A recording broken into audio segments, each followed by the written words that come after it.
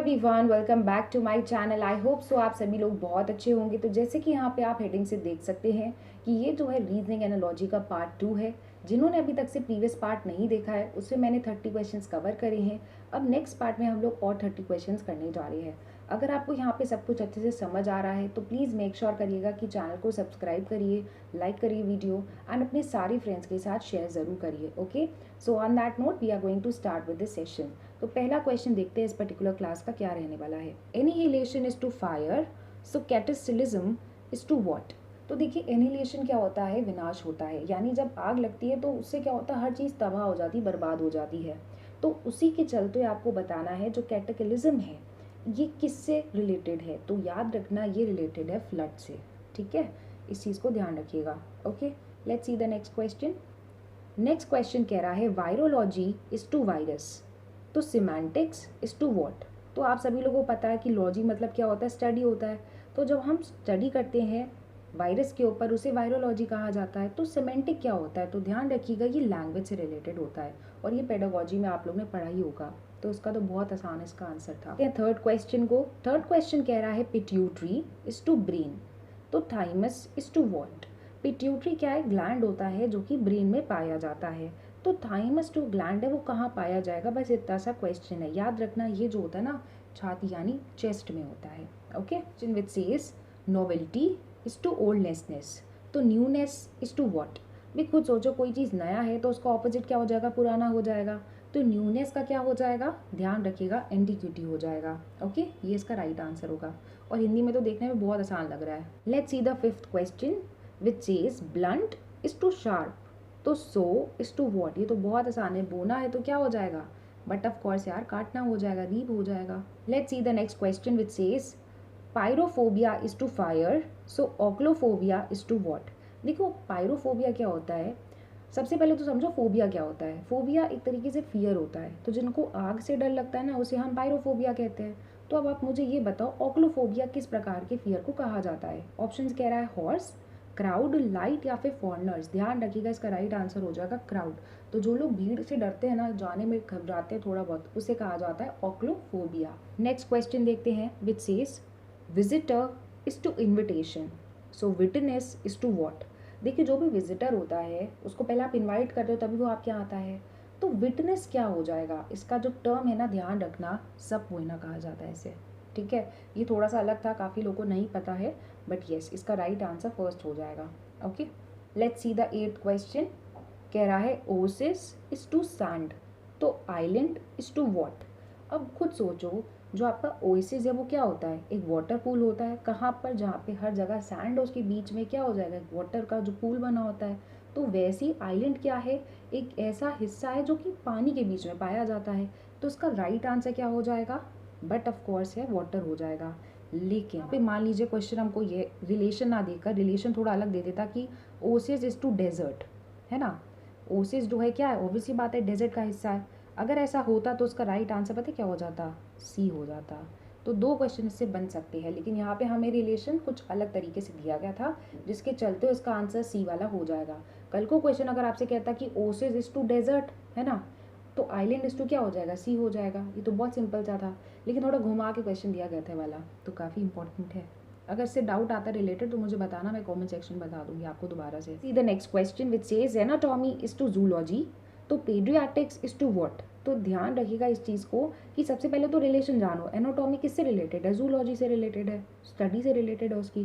तो पेडियाट्रिक्स क्या हो जाएगा, बट ऑफ कोर्स है ये हो जाएगा आपका मेडिसिन से रिलेटेड। ओके, ध्यान रखना इस चीज़ को। नेक्स्ट क्वेश्चन 10th क्वेश्चन है वाइन इज टू ग्रेप्स, तो वोडका इज टू व्हाट। तो देखो भाई आप सबको पता है जो ग्रेप्स है उन्हीं से तो वाइन बनती है। तो ये बताओ वोडका किससे बनता है, बस इतना सा क्वेश्चन है।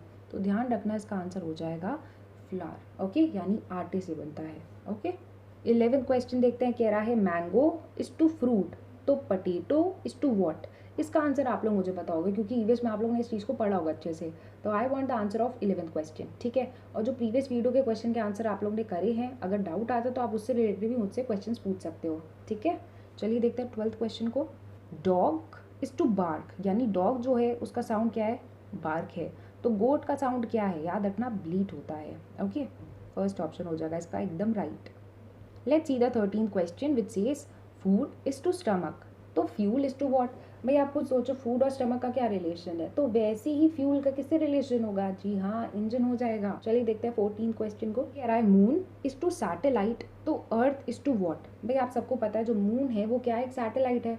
तो अर्थ क्या है? सन है, प्लैनेट है, सोलर सिस्टम है, या फिर एस्ट्रॉइड है? यार बट ऑफ कोर्स है, अर्थ हमारा प्लैनेट हो जाएगा ना। Let's see the 15th question. तो क्वेश्चन कह रहा है लाफ इज टू जॉय, तो वीप इज टू वॉट? तो जब आप खुश होते हैं, है ना, जॉय मतलब क्या होता है? आनंद आना। तो जब आप खुश होते हो तो आप हंसते हो। तो रोते कब है? जब हमें दुख होता है। तो उसका राइट आंसर क्या हो जाएगा? बट ऑफ कोर्स है, ग्रीफ हो जाएगा इसका right answer. Let's see the next question which says cricket is to bat, तो हॉकी इज टू वॉट? तो भाई आप सबको पता है कि क्रिकेट खेलने के लिए हमें बैट की ज़रूरत पड़ती है। तो हॉकी किससे खेला जाता है? जी हाँ, सबको पता है, स्टिक से खेला जाता है। 17th क्वेश्चन कह रहा है रूबी इज टू रेड, तो सेफायर इज टू वॉट? अब इसको हिंदी में अगर देखोगे तो बहुत जल्दी आंसर समझ आ जाएगा, लेकिन फिर भी अगर आपको इंग्लिश में नहीं आता है तो पता होना चाहिए। सेफायर एक स्टोन होता है जो कि ब्लू कलर का होता है, ठीक है। Let's see the 18th question. ये थोड़ा सा अलग टाइप ऑफ क्वेश्चन है। ये क्वेश्चन कह रहा है स्क्रैप, थोड़ा सा ना स्पेलिंग इसका गड़बड़ है। तो स्क्रैप इज टू फूड, तो लीज इज टू वॉट? तो ध्यान रखिएगा, स्क्रैप बेसिकली क्या होता है? जो खाना रह जाता है ना, लेफ्ट ओवर, उसे कहा जाता है स्क्रैप। वो किससे रिलेटेड है? खाने से रिलेटेड है। तो लीज किसे कहा जाएगा? ठीक है, लीज है ये। तो लीज बेसिकली आपका हो जाएगा वाइन से रिलेटेड, ठीक है। तो जो लेफ्ट ओवर ऑफ वाइन रह जाती है ना, उसे हम लीज कहते हैं। Okay, let's see the 19th question which says touch is to feel, तो ग्रीट इज टू वॉट? तो देखिए भाई, टच क्या होता है? अगर आप किसी चीज़ को टच करते हो तो आपको पता चलता है कि वो क्या मटेरियल है, कोई चीज़ बहुत सॉफ्ट है या बहुत ज़्यादा रफ है, कोई सरफेस, तो हमें समझ आता है। ग्रीट आप कैसे इस तरीके से रिलेट कर पाओगे? किसी के हंसने से, किसी के मैनर से, किसी को एक्नॉलेज करना, या फिर सक्सेस। याद रखना, जो ग्रीट करते हो ना आप, उसको आप क्या करेंगे? एक्नॉलेज करोगे, ठीक है। नेक्स्ट क्वेश्चन कह रहा है dog is to rabies, so mosquitoes is to what? तो जो डॉग होते हैं उनसे कौन सी बीमारी हो सकती है? रेबीज हो सकती है। तो मस्कीटो यानी मच्छर से क्या हो जाता है? आप सभी लोगों को पता है, मलेरिया हो जाएगा इसका राइट आंसर। नेक्स्ट क्वेश्चन है हॉर्स इज टू जॉकी, तो कार इज टू वॉट? तो देखिए, जो हॉर्स होता है ना, उसको चलाने वाला जो होता है ना, उसे हम क्या कहते हैं? घुड़सवार, यानी जॉकी कहा जाता है उसको इंग्लिश में। तो कार को चलाने वाला व्यक्ति क्या कहलाया जाएगा? मैकेनिक, शॉफर, स्टीयरिंग, या फिर ब्रेक? इसका राइट आंसर हो जाएगा शॉफर। आप लोग मुझे कमेंट सेक्शन में बताना, एक ड्राइवर और एक शॉफर में क्या डिफरेंस होता है? अगर आपको आता है तो मुझे प्लीज़ कमेंट सेक्शन में ज़रूर बताइएगा। Okay, let's see the 22nd question which says haemoglobin is to iron, so chlorophyll is to what? इसका आंसर ना आप लोग मुझे बताओगे। बड़ा सिंपल सा क्वेश्चन है, अगर आपको आता है तो प्लीज़ कमेंट सेक्शन में ज़रूर बताइएगा। नहीं भी आता होगा तो मैं आंसर लिख दूंगी कमेंट सेक्शन में, लेकिन आई वांट टू नो, ठीक है, क्योंकि ये कहीं ना कहीं आप लोग ने पढ़ा ज़रूर होगा। जैसे वाला क्वेश्चन अभी पूछा था ना, वैसे ही रिलेटेड ये भी क्वेश्चन है। चलिए देखते हैं next question. Spider is to insect, तो क्रोकोडाइल इज टू वॉट? तो देखिए भाई, आप सब लोग को पता है जो स्पाइडर है वो क्या है? इंसेक्ट की कैटेगरी का है। तो क्रोकोडाइल कौन सी कैटेगरी का होगा? रेप्टाइल है, मैमल है, फ्रॉग है, कार्निवोर है?